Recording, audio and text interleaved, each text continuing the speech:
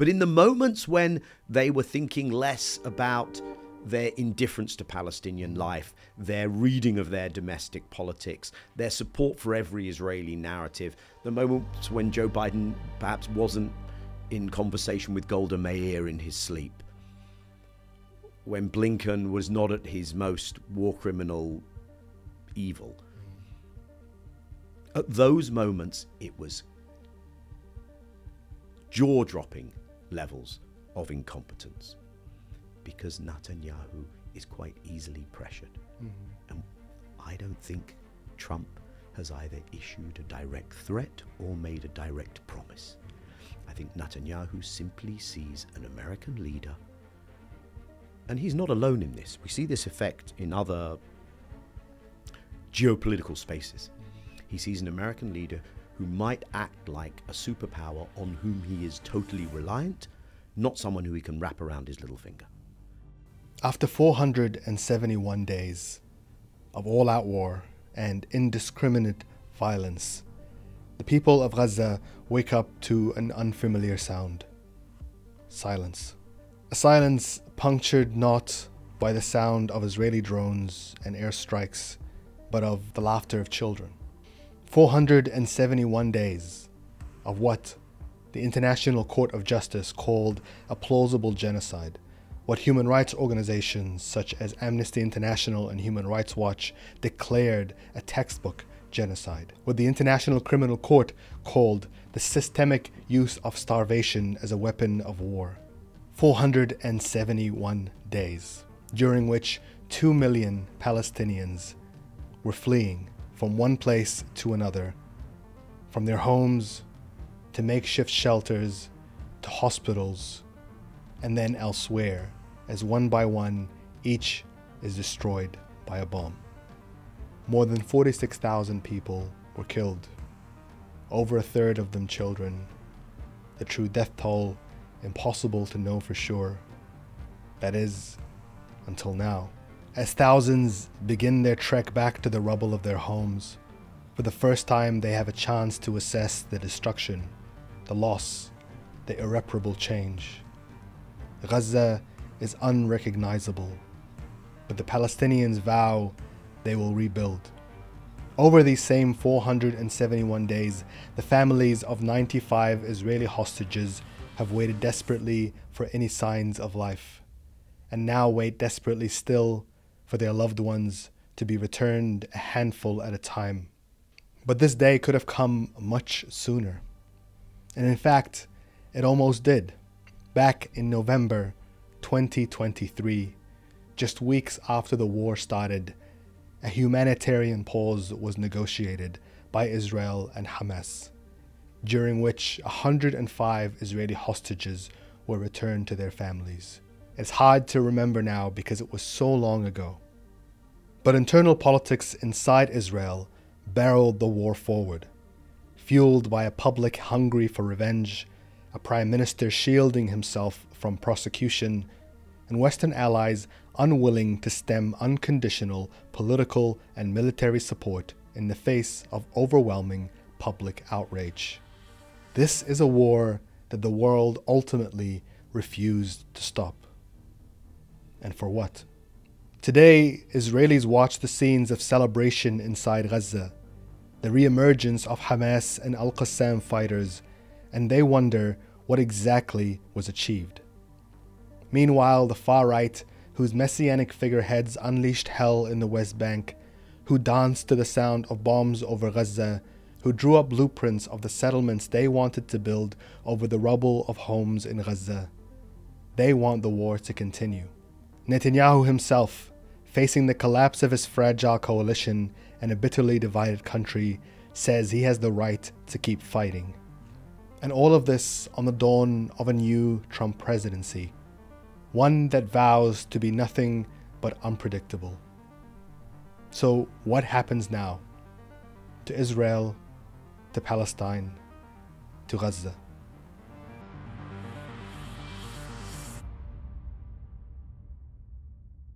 Welcome to the Big Picture podcast. My name is Mohammed Hassan, and today we welcome back to the show Daniel Levy, former Israeli peace negotiator and president of the U.S. Middle East Project. Daniel Levy, welcome back to the Big Picture podcast. And it's good to be back with you, Mohammed. I was trying to figure out where to start this conversation. There's a lot to talk about. I went back and had a look at the last time that we spoke to you here. You're a man of great patience then. In my mind, it was only a couple of months ago, but in fact, it was actually November 2023. Wow. It was only 6 weeks after October 7th. And in that conversation, we were talking about off-ramps and we were talking about where the war could potentially come to a close, what Israel wanted, what the Israeli public wanted, and now that feels like a distant memory. It feels almost as if the humanitarian pause that happened that felt like an achievement back in 2023 almost didn't happen. And today we have this deal, this ceasefire, this is the second day of a ceasefire that was essentially negotiated back in that period of time. Why has it taken this long to reach the place that we're in today? I think I sufficiently recollect what we discussed and where my head was at. And thinking about that, it's interesting to me that there was that initial humanitarian pause, and that is how Israel did get its people out. And the story of what has happened subsequently has different chapters to it, of course. But I think the main chapter, with the heading WTF, how did it take this long to get here, is the story of there always having been these countervailing potential pressures on Netanyahu, on the Israeli decision-making structure. The fact that there was a stated war goal, which was never achievable, which proved itself unattainable, which went through several iterations of, no, any moment now, things will fundamentally shift. If one does Rafah, if one clears out the north, if one delinks Gaza from the regional axis, from Hezbollah, for instance, every time, every attempt to make that calculation on the Israeli side failed. And so the thing that we knew from the get-go has proven to hold throughout. And that is that the internal dynamics and disagreements in the Israeli system, which at times have been very open, that the security establishment, the defense minister who subsequently resigned, Gallant, who is one of the two who has an ICC arrest warrant in his name on the Israeli side, that they were saying there's no more to be done here effectively. We're only exposing ourselves more. And the hostages are a big deal. They matter to the domestic Israeli social contract. Versus a Netanyahu whose political calculation, in a narrow coalition sense and in a broader, I rebuild politically as a wartime leader, when those two things stacked up, it could only come out as a calculus in favor of a deal if another thumb was put on that scale. And we always knew who that thumb belonged to. It belonged to the one party without which Israel could not continue to pursue this devastation, destruction, these war crimes. The United States of America. And I think what's most staggering, perhaps, is that if one attributes to the Biden administration at some level a desire at certain points in this horrendous journey, a desire to bring this to closure,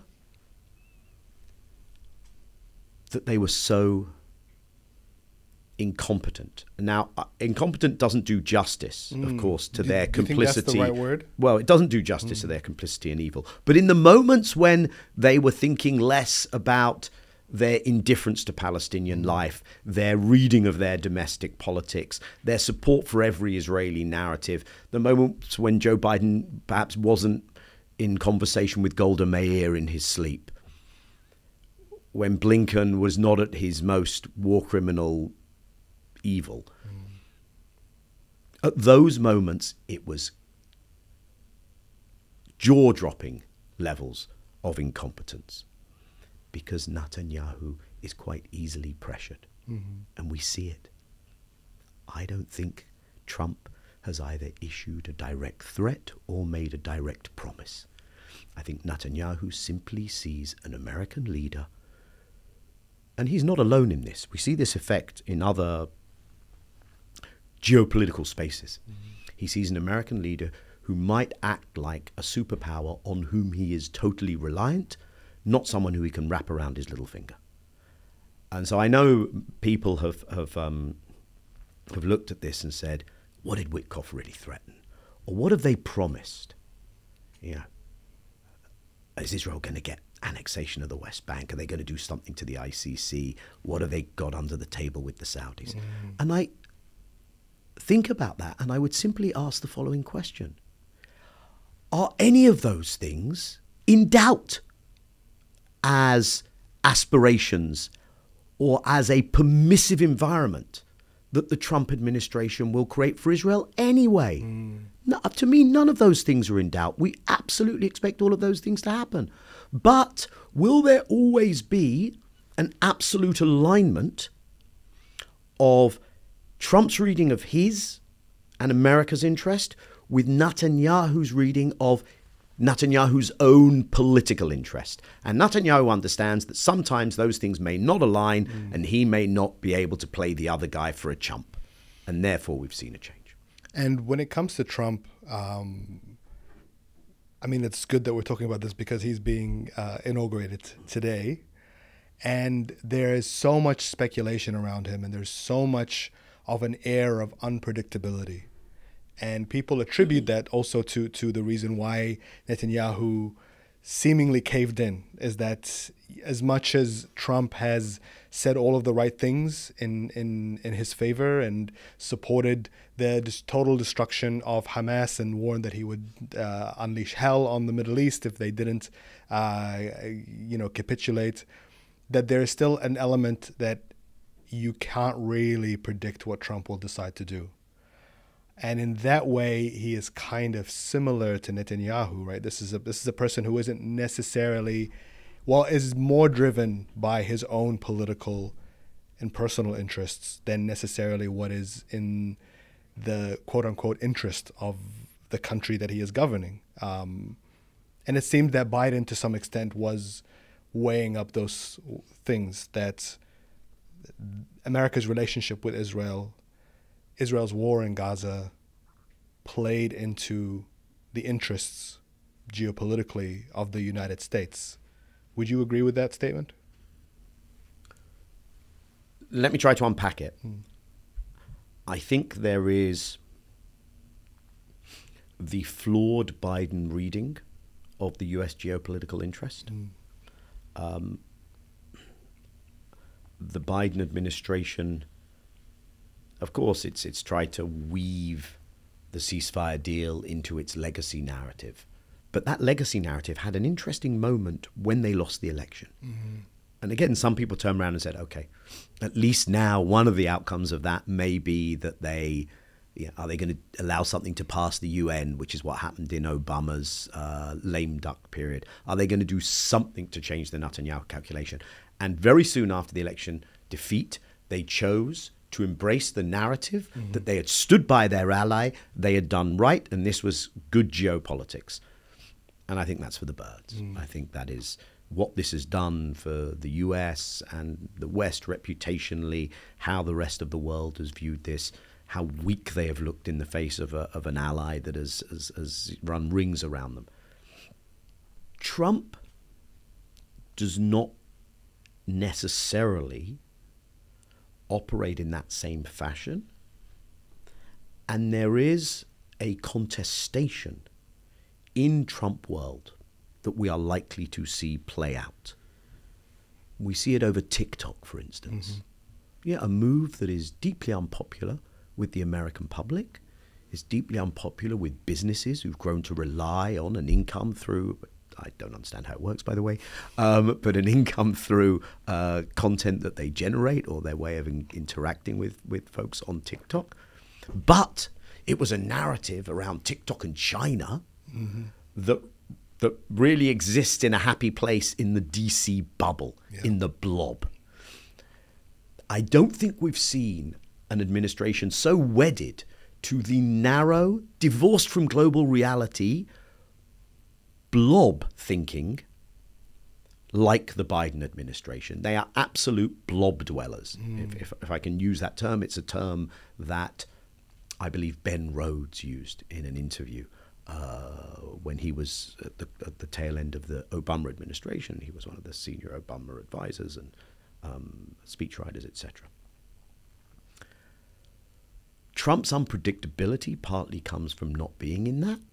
I think there are plenty of things to do with the attempt to reassert American unipolarity that Trump will go along with. And I don't think those are going to play well, although they will probably be deployed more effectively by a Trump administration than a Biden administration. And there are things such as the knee-jerk support for wars and foreign interventions, which was often the case with Biden. There are exceptions, the withdrawal from Afghanistan, for instance, where Trump will be different. But again, I want to draw a distinction here, because there is not a contestation inside the Trump administration when it comes to the question of Palestine, Palestinian rights, the promiscuous environment that will be even more available to Israel when it comes to egregious acts of criminal behavior vis-a-vis the Palestinians. Trump is not here to undo occupation and apartheid when it comes to the Palestinians. But Netanyahu looks at the person of the president and says, will he be there for me? And can I micromanage his politics to guarantee that even if he's not there for me, opposing me doesn't end up sounding like it did with Biden, a damp squib. Yeah, we would be told they had a hard conversation. Yeah. You know, Biden was angry with Netanyahu. Mr. President, follow-up question. Will you be sending the arms? Of course I damn will. I support Israel. Will you be giving them the money? Will you veto at the UN? Yes, yes, yes. Okay. What the hell is your anger or frustration or any of this nonsense useful for? But I'm trying to get over, at a personal level, my need to correctly castigate Biden, Sullivan, Blinken, who has a special place in hell, McGurk, and all of those folks, because they don't matter anymore. Hence,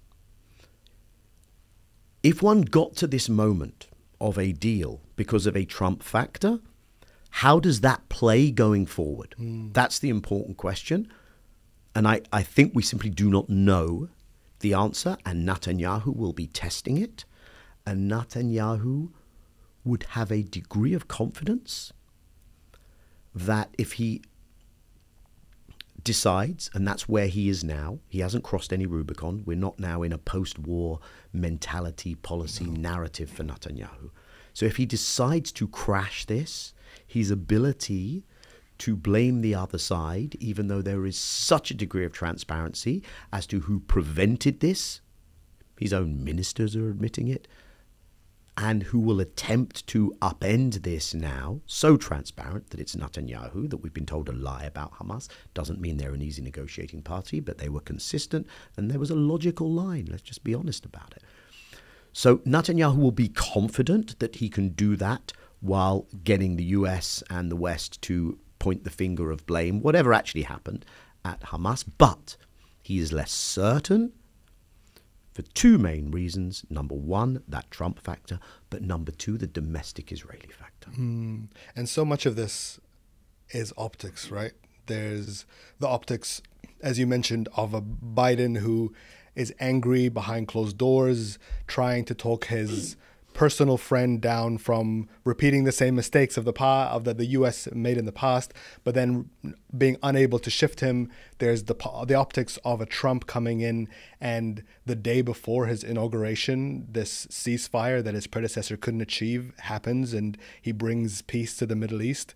There's the optics of Netanyahu being able to do whatever he wants and telling the U.S. what to do, and then now being unable to, reluctantly going along with this ceasefire plan. There's the optics on the ground of this images that we saw overnight of those 3 women hostages being released, surrounded by Hamas and Qassam brigade fighters. All of that is optics. This has been a war of optics.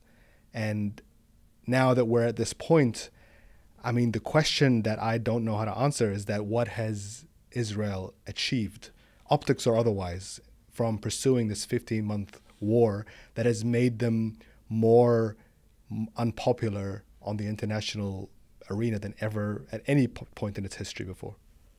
So there are optics and there are realities. And if you stretch those two and there's a snapping point, people see through it.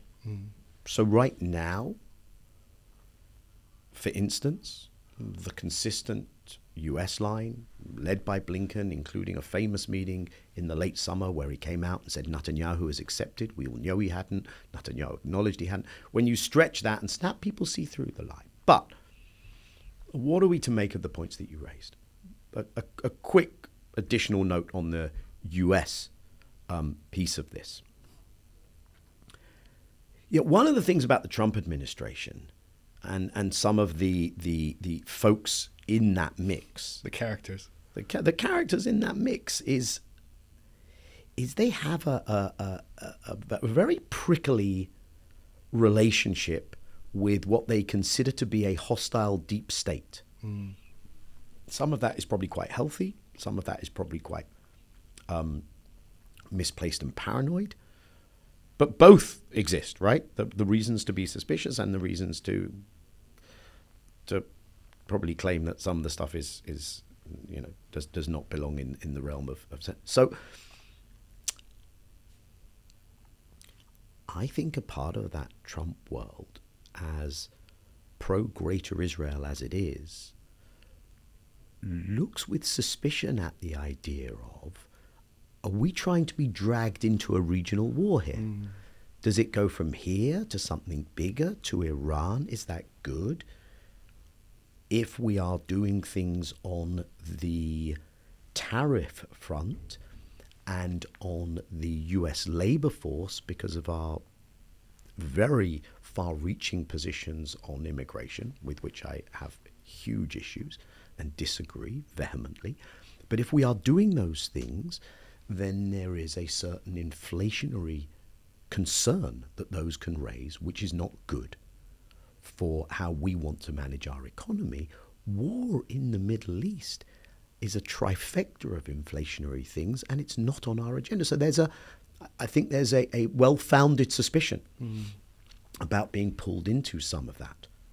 Again, it doesn't change most of the fundamentals when it comes to how Palestinians over there in the region will be viewed, or Palestinians back home in America who are asserting their right to speak about this issue, to campaign around this issue, to hold people accountable. And it's going to be a really harsh domestic environment for those rights of Americans who... On the Democrat side, will we now see a shift? Will people reflect on the staggering failure of the Biden administration? And here, if you really show contempt for your own voting public, apparently there's a price to pay. And they showed contempt across so many fronts, but right there in Exhibit A is how they handled this question. And either they will learn that lesson and there will be an alternative worthy of the name, or there won't. That's for them to decide. let's bring this all to the Israeli side of things, as you mentioned. Israelis see those images. I think it's really hard, by the way, for people to wrap their heads around the extent to which those Israelis who have been held in Gaza all this time have kind of taken up residence in the minds of so much of the Israeli population. This has been, it's been so relentless. The stories of the families, those who've gone out to protest, those who haven't, those who've been very prevalent in the media. So one cannot underestimate the impact on the Israeli public psyche of the release, the initial 3 who were released. And of course, everyone therefore saw those images. They saw the images of the Al-Qassam brigades escorting the 3. They've been told Al-Qassam defeated. They've been told the public has turned against them. They've been told so many things. And then they saw those images. Now, in this kind of a struggle between, where there's such asymmetry, right? Between an occupying army, armed and aided by the most powerful military in the world, the US, a nuclear-armed state, Israel. In a struggle between that and a resistance movement, we were told, the problem with the total victory narrative is all it would take is one guy with just an arm remaining to raise 2 fingers in victory, and the Israeli we didn't see one guy with 2 fingers on an arm remaining. We saw a very powerful display, and Israelis saw that. And we're talking, just to describe the scene, there's 3 Israeli hostages, and there's the Red Cross that's helping transfer them, and they are surrounded by a sea of people in military gear. And that military gear looked in rather good condition. It looked almost brand new. It did. And this reinforces the narrative that we've been hearing from even people like Antony Blinken, saying that the U.S. believes that most of the ranks of the Al-Qassam brigades have been replenished already. And this is at the tail end of what was supposed to be a war primarily to destroy Hamas and its military infrastructure. Exactly. And let's look at what's really gone on, and then let's look at the psychological impact. So, as you say, even Blinken lets slip that most of the personnel, now they need training, but have been replaced by new recruits. And there are so many things about this war that are obvious to anyone who spends even the most minimal amount of time and has the most minimal reading of liberation struggles and of what happens when a people are denied their freedom and what resistance looks like and how it is defeated or come to terms with. And those are all stacked against the story that Israel has tried to tell. And the amazing thing is, even now,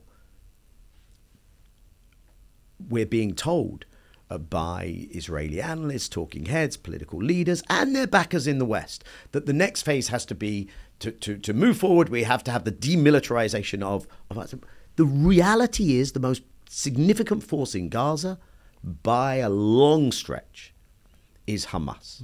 It will not be you won't get in an agreement. It's an agreement with Hamas, by the way. You will not get in an agreement what you couldn't get through bombing them. You won't get those in the wishes and the diplomatic policy plans of American think tanks or American policymakers or Israeli policymakers. So, it seems that Al-Qassam brigades took hits in Jabalia and Beit Hanun in particular, and in the Gaza beach camp. Even there, they've replenished their ranks. If you look at what just happened in Beit Hanun, very important pieces in the Israeli media, one by Amos Harel, maybe we'll link it, where he talks about the army was desperate for this ceasefire, desperate to get a deal. They couldn't put the numbers into Beit Hanun. They were surprised by how many fighters there, fighters that had come back from Jabalia. This was the third time they'd gone in there. 15 soldiers killed in the last week of the war. In most places in Gaza, Hamas was not appearing in brigade battle formation. They had gone into a cell formation, so yes, you would get 2, 3, a handful picked off in a particular altercation with the IDF. But when you start to add those up, it doesn't get anywhere near the numbers that Israel has claimed. And nowhere near the numbers of the civilian casualties. And nowhere near. So let's, an important distinction to draw. Let's look at the, and it feeds into another thing that we have to separate out a little bit. Al-Qassam emerges from this with a very strong narrative. Israel's narrative doesn't look so good at all. You've killed, you've destroyed, 90% displaced, homes, hospitals, schools, government facilities, mosques, churches. Everything is destroyed. You've committed war crimes. You're in the dock.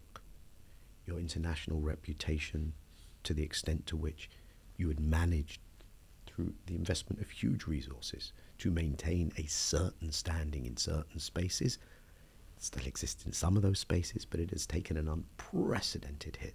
The mobilization is unprecedented. The extent to which so many in the global south now draw that connection with their own history of colonization and of settler colonialism. So there's the legal vulnerabilities. Culturally, Palestine has a cultural cachet that it never had. Your economy has taken a very significant hit.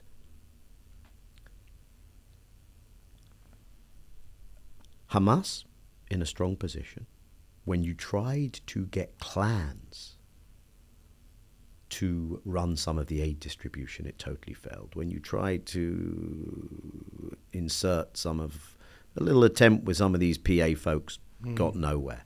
Do you think people you think foreign states are saying, hey, yeah, this is really against Hamas's will. This is where I want to put my troops. Forget about it. So the Hamas message is, we don't need to govern Gaza. Hamas was ready before October 7th in the context of the reconciliation talks with Fatah. There were many reconciliation agreements reached and then ignored and overturned by Abu Mazen, in which Hamas was ready to move out of the governance arena, but it will have to be a governance structure that is accepted by Hamas. So any talk that that's not going to happen, maybe some mercenary forces will be put in there, but that is a recipe, perhaps intentionally, for more chaos. So that's one side of this. The other side, where there's an overlap, but I want to draw it out a little bit, is the people of Gaza. The resilience that they have displayed. Yeah.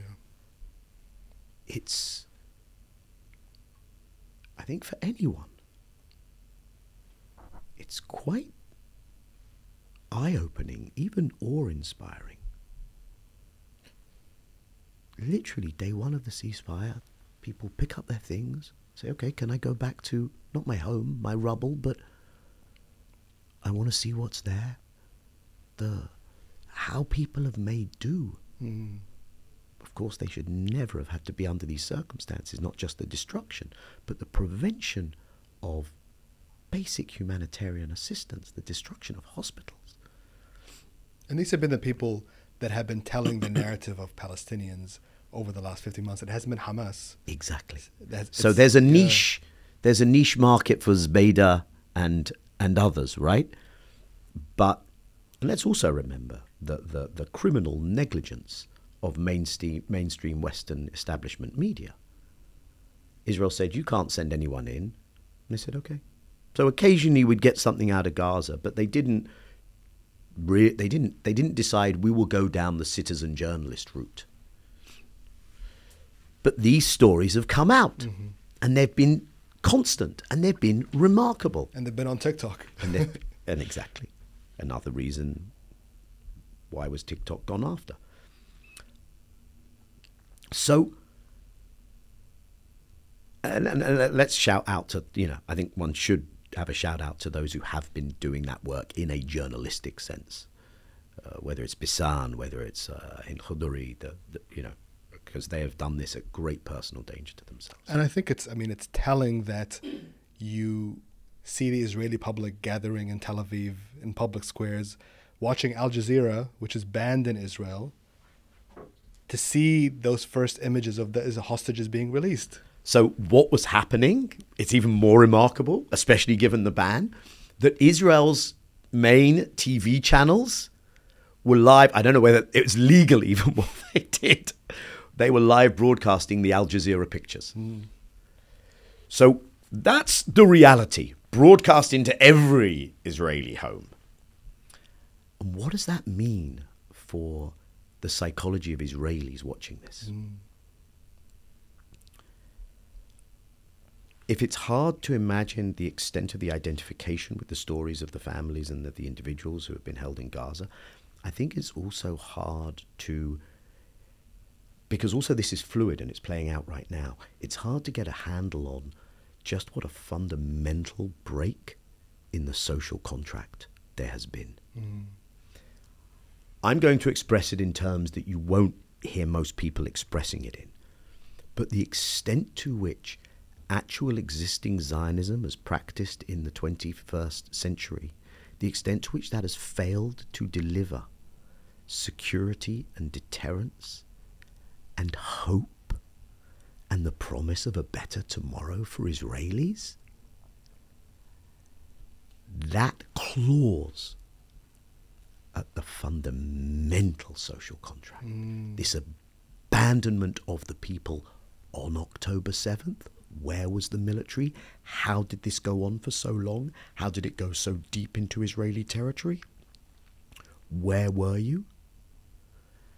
And then how did you abandon these people? And I'm not going to suggest either that there is a uniformity of opinion on that. I can come to that in a minute if you'll allow me. Or, of course, that translates into a how could we do such terrible things to the Palestinians? That is, the latter is almost entirely absent from the narrative. But the failure in terms of how we have delivered for our own, that failure is so palpable and so much part of an ongoing polarization. So the genocidal, racist, extremist humdrum from so much of the media and the political class is shocking, and it goes so deep. No single Zionist member of Knesset voted against the legislation outlawing UNRWA, for instance. No, by the way, no single Zionist member of Knesset voted against legislation saying there could be no Palestinian state, by the way. So, and one of the interesting things is, this isn't scientific or even kind of nicely historically laid out, but if one sees Zionism as having had moments of waves of pragmatism on Zionism's terms, but if there was a hiatus of that following Nakba, Israeli military governance, refusal of return, 67 and the Naksa, and then you kind of have this Oslo period. Yes, rearranging the furniture of the occupation, but doing so in a way which had an aura of pragmatism around it. The 21st century iteration seems to have divested itself of any remaining attachment to a pragmatism. And again, not the terms people would express it in, but it is palpably demonstrating that it is incapable of delivering. That we will not go back to October 6th. What we've just been talking about in terms of Palestinian resilience and resistance, the failure to achieve those things in Gaza, mass destruction does not equate with military victory. All those things are there just below the surface for many Israelis. And what's also there just below the surface for many Israelis is the tension in their own society. Because the other thing that's been going on is that what has come to the surface in all this outpouring of bloodlust, of the self-incrimination, of the statements, but the actions as well, and the narratives and the songs and the culture of killing around them, what has come out in that society is a messianic fervor, where you've seen people saying, you've seen military chaplains, right, saying October 7th was really bad, but actually it was really good. This is the beginnings of the redemption. Yeah. That's even the word that the leader have used. Now we will defeat Amalek.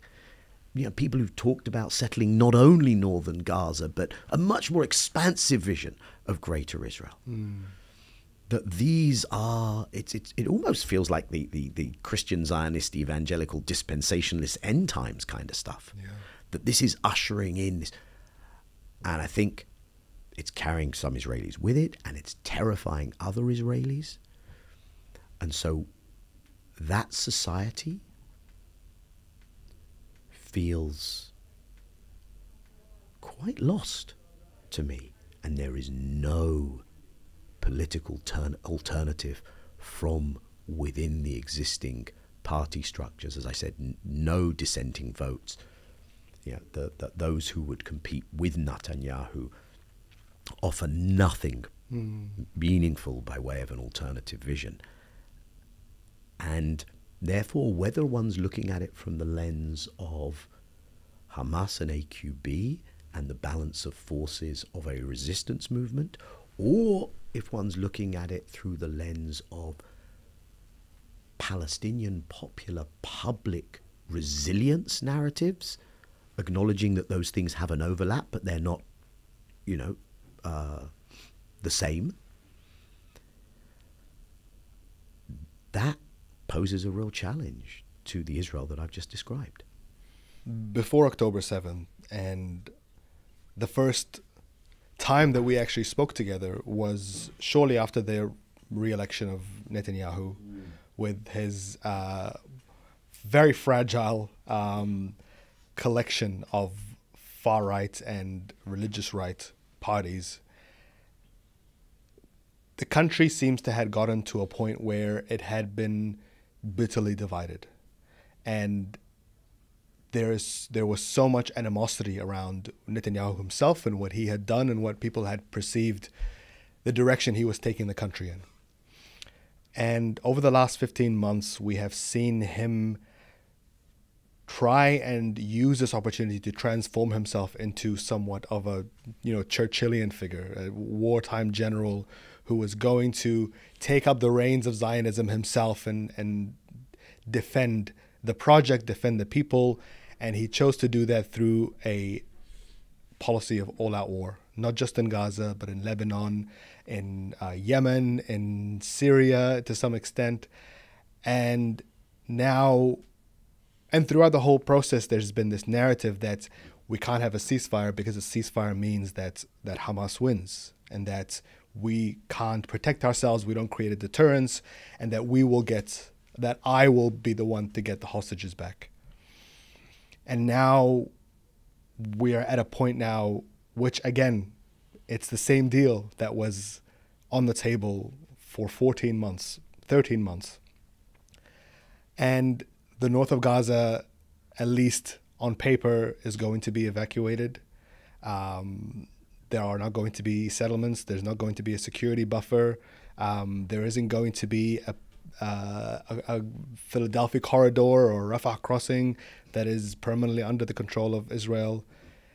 Netanyahu now has to sell this to his public. He has to sell this to his coalition partners. Some, like Ben Gvir, have already walked off. Smotrich is publicly pronouncing his dissatisfaction. What does Netanyahu do in this situation, and is the Israeli public going to accept it? So there's a few things going on here. First, Netanyahu needed to try and rebuild himself as a political leader, and he saw that the way in his mind to do that was to be a wartime leader. And as you noted, that wasn't just about Gaza. That was regionally as well, and that is important because that's a whole nother narrative, which I'd like to reference in a moment. Secondly, there was the imperative of continuing a war in order to avoid an accounting with October 7th. And he seems to have gotten past perhaps the real bump of a commission of inquiry. And he is also still very deep in an attempt to replace Israel's elites. So right now, during the period of the ceasefire, and this is one of the things that might keep Smotrich's religious Zionism faction inside the coalition, is if he can use this moment to force the retirement, resignation of the military leadership and place more people aligned with him, with Smotrich, in those positions of military leadership. That's a significant thing, not to be underestimated.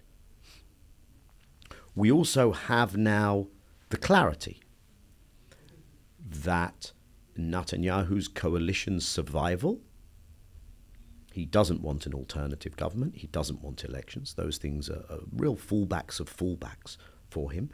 The coalition's survival depends on the resumption of the aggression against Gaza. Ben Gvir's Jewish Power faction have said they will return to the government if that's what he pursues. Smotrich's religious Zionism faction have said if that's not what he pursues, they may join Ben Gvir in leaving the government. Then there is the fact that all of those things are not, those things being the way in which this war has, of course, not been about asserting oneself vis-a-vis Hamas primarily. It's been about the continuation of Nakba. It's been about the depopulation. It's been about shrinking Gaza, at least in the north, and resettling the north. All those ideological, broader goals. Essentially, the equation we are looking at, which is a remarkable thing, is a return to the ravages of war,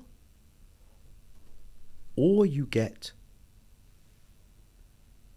coalition upheaval. In other words, war equals coalition tranquility. What a remarkable thing. Yeah. You don't normally get that clarity in life. Certainly around... Orwellian. It is so Orwellian. Yeah. I mean, it just keeps percolating in my head because of the transparency of it right now. Now, of course, you know, somehow Western leaders manage to put out statements which ignore all of this. But it's something we're used to. One of the things is that Netanyahu has used the regional narrative to overcome some of the failures of the Gaza narrative. And so that may tell us something about his next steps. If I can just pause on that for a moment. At a certain point, it seems that the Netanyahu leadership thought that there were two things we could get here. Destruction of Gaza, fundamental reshaping of the Palestinian expanse through making Gaza permanently uninhabitable. And we haven't talked enough about the West Bank, East Jerusalem, 40 acres. To quickly touch on that, there has been a very significant escalation in destructive military operations, in killings, in arrests en masse in the West Bank. I think during this period, one could probably expect a return to provocations in East Jerusalem, in Al-Aqsa. The first phase of the ceasefire, if it gets that far, will also take place during the beginning of Ramadan. Mm-hmm. Okay. Inside Israel, an even more repressive environment has been created around freedom of expression, around the ability to politically assert themselves of the Palestinian citizens of Israel. So there was an attempt to reshape the Palestinian expanse, but there was also an attempt to go right back to something that has been sitting with Netanyahu throughout his time as a prime minister. And it's almost 3 decades since he first rose to the office of prime minister in Israel in 1996. And in 1996, a bunch of American neoconservatives associated with PNAC, the Project for a New American Century, sorry to go on this detour, but it's worth it, hopefully, wrote a paper with Netanyahu called The Strategy for a Clean Break. And that was about how we reshape the Middle East, no less. Around the idea of a new Pax Americana, its centerpiece would be Israel as the regional hegemon with supportive Arab states around it. And to do that, you had to break Iraq, you had to break Iran, you had to break Syria. By the way, Netanyahu didn't manage to implement that. But 9/11 comes along, and a number of the authors of that paper are in power in the Bush administration, and they try and implement it. Well, this time around, Netanyahu again saw this vision of Israel reshaping the region in its image, but this time there was a new image to reshape the region, in the image of the Abraham Accords. So this is what was pursued. Now, it seems that there was a certain exposure of Hezbollah, especially during their involvement in the Syrian civil war, which gave a certain infiltration ability to Israel. And I don't think one can make light of the hit that Hezbollah took. It doesn't, by the way, mean that Lebanon will now be whatever Israel and the US want to make of it. But for Netanyahu, he can point to what was done in Lebanon with Hezbollah, with its leadership, with a ceasefire much more in Israeli terms, unlike the Gaza ceasefire, and the change in Syria. Now, the change in Syria is I think, of a whole different order of magnitude and throws up a whole different set of opportunities, but also risks for Israel. So here we are in a reality in which Israel is still in parts of sovereign Lebanon, still bombing Lebanon, has taken parts of sovereign Syrian territory beyond the illegally occupied Golan Heights, and has bombed Syria. The outcome on the Israel-Iran front is still uncertain. And as I said, ongoing, very aggressive military operations and provocations, and this isn't primarily the settlers, this is primarily the state, the IDF, in the West Bank. Sometimes it's the settlers backed by those institutions. So Israel is still very much on a war footing. Netanyahu is still the wartime leader. Perpetual war is still the game. And there is still, I think, hanging in the balance for Netanyahu this option of, can I reshape the region? Now, I don't think he can. The IDF is stretched. As I said, Syria poses as much of a challenge in the long term as an opportunity. And actually what you see, I think, is a reshuffling of power dynamics in the region. And I'm not at all sure. In fact, I would probably suggest those don't work to Israel's favor. And the Palestinian cause, and something that was perceived by so much of the region, often for good reasons, as a sectarian axis led by Iran, was never a good fit. All of which is to say that Israel has bitten off an even bigger thing that it is trying to achieve and that it is trying to digest. And if one rewinds back to the already existing challenges for Israel in this scenario, look, you could look at this and say it kept America on side, it kept its Western allies on side, and it kept the regional leaderships essentially quiet.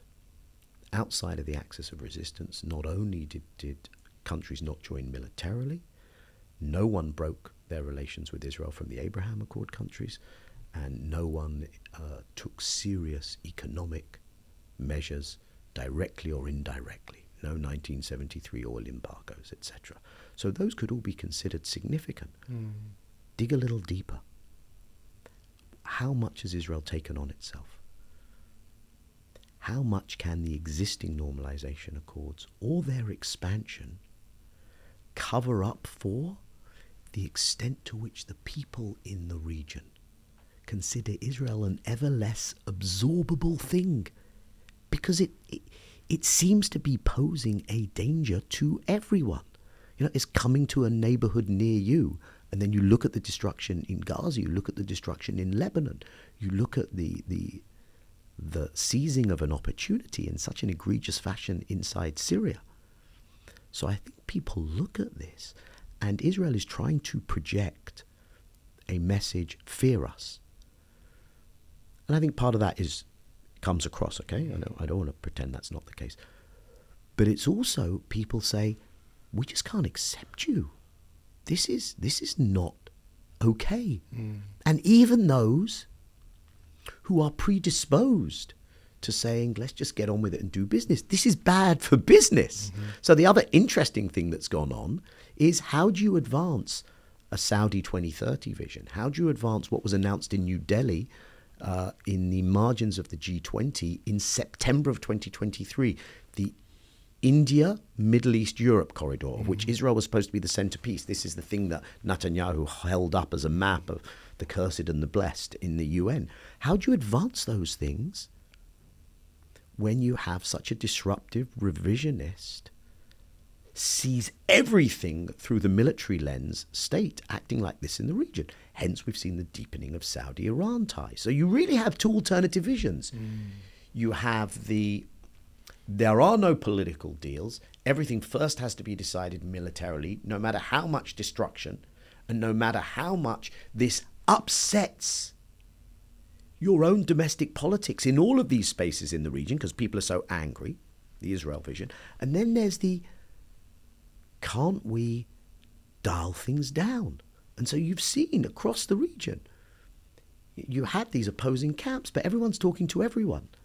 And I think everyone's quite concerned about Israel. And the one thing that's been most conspicuous through all of this is at no stage has Israel presented anything that even comes close to constituting a plan that could be accepted by anyone, that is realistic, that is in some way acknowledging of the existence of Palestinians.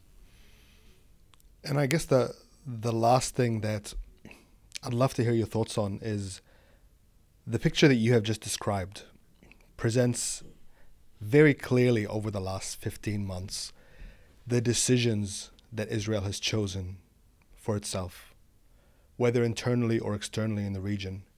And it has done so by relying on its Western allies, its regional allies, but primarily the United States and the Biden administration.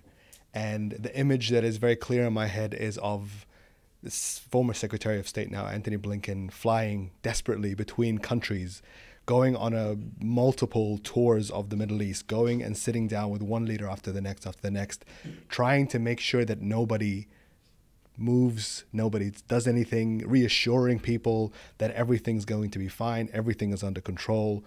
And alternatively, and to some extent you can argue that Israel has and the US have successfully managed to kind of put a lid on the situation. On the other hand, you have the public reaction, the streets, the ceasefire movement, which has been essentially gaslit for the last 15 months and told repeatedly that a ceasefire is not the answer. And here we are. You have all these world leaders now celebrating a ceasefire, essentially. But you have the ICC, you have the ICJ, you have all of these legal frameworks, all these NGOs, all of these bodies that have come out and called what Israel has been doing a genocide. And you have this mirror through which these two sides are looking at each other, and there is no reflection. The world doesn't resemble itself on either side.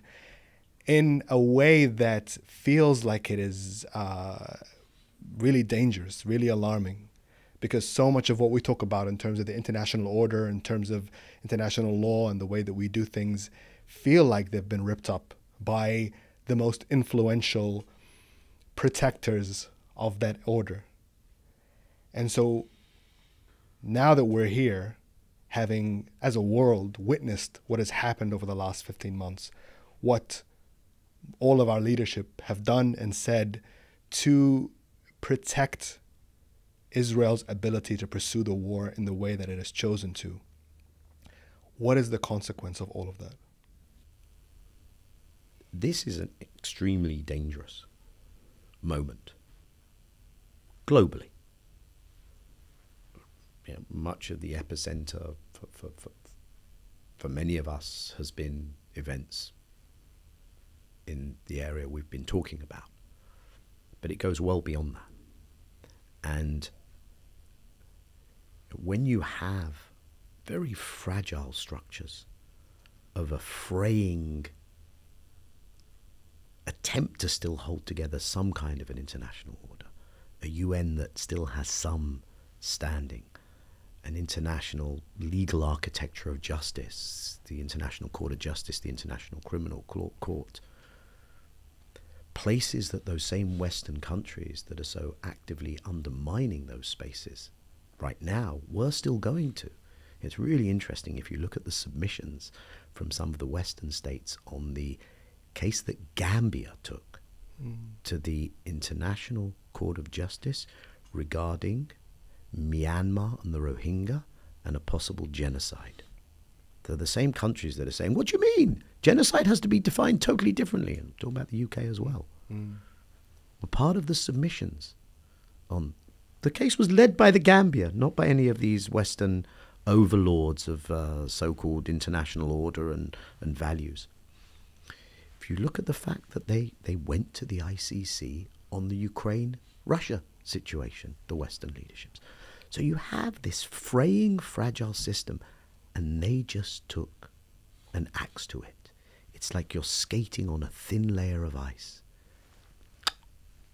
That's really dangerous. You take an ice pick to it. And that's the moment we're in. Extremely dangerous moment still for Palestinians. Let's, as inspired as one can be by the resilience, let's not make light at all. And it's really uncertain. What it has done is that it has threaded together the challenges and frailties of the geopolitical moment in which we live with the Israeli-Palestinian situation in ways that I don't think existed before. There was a tendency, and being totally blunt with you, as someone who has worked in this arena, I really felt it. There was a tendency to kind of treat this as something that existed on a different planet. Yeah. So there's everything else, and then there's, Palestine. And by the way, getting a hearing just 18 months ago, at a time when remarkable acts of provocative violence were taking place on the West Bank by government-backed settler militias. Getting a hearing for this is crossing some really dangerous lines, it's combustible, you couldn't get a hearing for that. So this has threaded those things together. What that also means is that it is somewhat more dependent on the outcomes of those bigger geopolitical pieces of the jigsaw puzzle. Now, it may be that that's not just about how much longer the US can impose itself. Maybe the very act of trying to impose itself in areas that are of higher priority mean that it no longer wants to sustain this albatross that it has to carry around. But to the extent to which we have seen, I think think, the emergence of a more multipolar world. These aren't just phrases. To the extent to which those countries we talked about as emerging have emerged, and to the extent to which they see this through a very different lens, that doesn't mean that tomorrow the power balance on Israel-Palestine changes fundamentally. But it does mean we're entering a new era.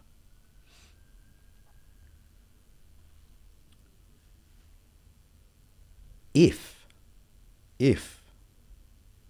the kind of mobilization that we've seen is sustained around Palestine, if the kind of dissident Jewish voices, by the way,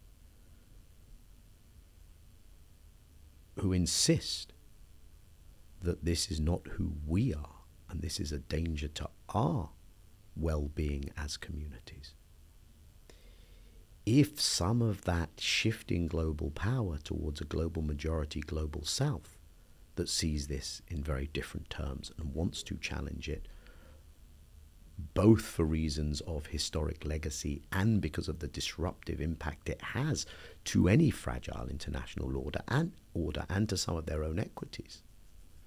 That's a lot of ifs, but they're all ifs that are trending in the direction of changing that reality.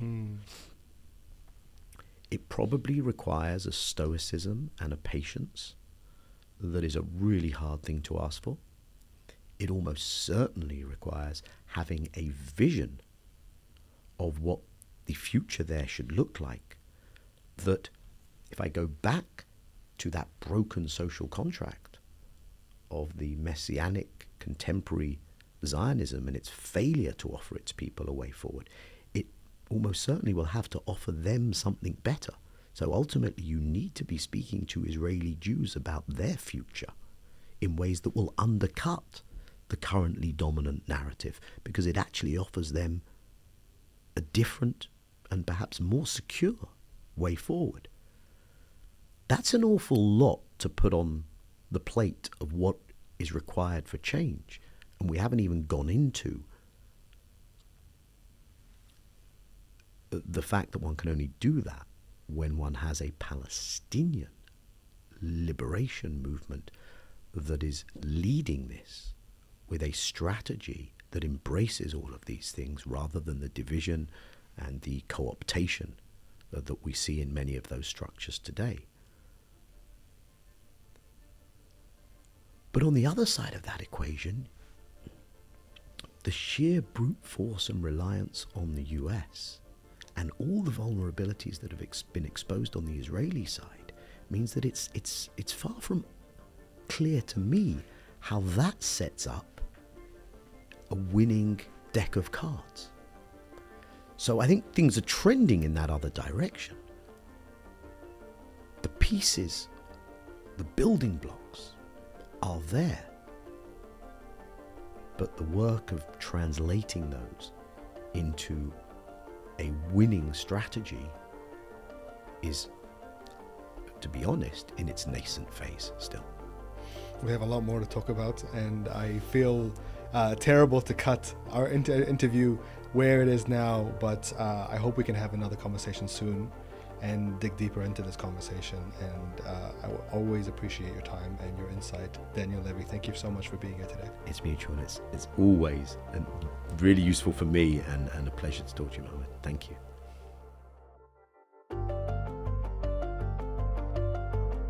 Thank you for watching this episode of The Big Picture, and a big thank you to our guest today, Daniel Levy. As always, we really want to hear what you have to say about this conversation, so please leave your thoughts in the comments below. And if you like this conversation, if it resonated with you, please like and subscribe, and consider sharing it with somebody who might find it interesting as well.